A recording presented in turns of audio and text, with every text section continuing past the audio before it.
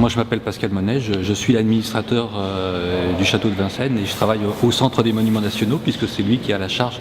et la gestion de ce monument.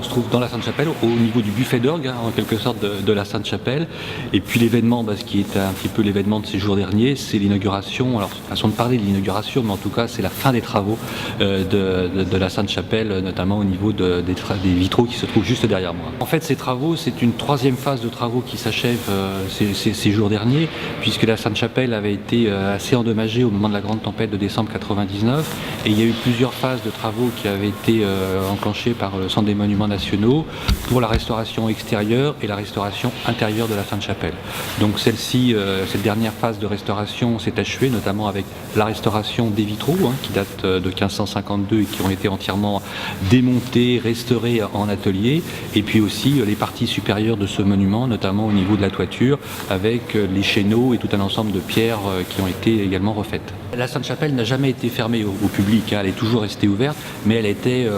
prise dans un échafaudage qui lui donnait une lisibilité relativement assez minime, mais par conséquent, c'est vrai que maintenant le public peut en avoir un accès quand même beaucoup plus intéressant, et notamment voir les vitraux, et puis peut-être à terme, d'ici quelques mois maintenant, pouvoir aussi accéder aux combles de cette Sainte-Chapelle, qui sont un véritable joyau d'architecture aussi en termes de charpenterie. Cette Sainte-Chapelle, elle a commencé à être construite en 1379, un an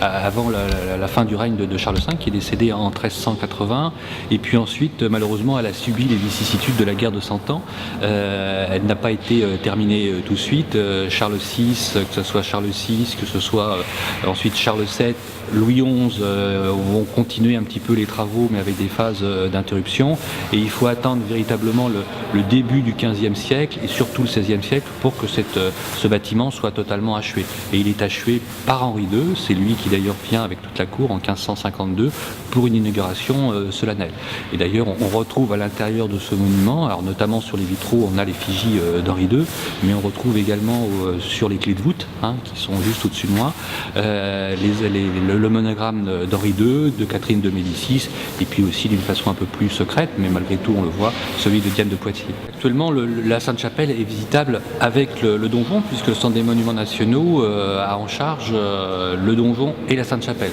Comme on le sait, le château de Vincennes est un tout, avec une enceinte qui fait plus d'1 kilomètre de long, mais une partie est gérée par le ministère des Armées, une partie par le ministère de la Culture. Donc en ce qui concerne les visites dites historiques, c'est la partie donjon et la partie Sainte-Chapelle dont nous nous occupons.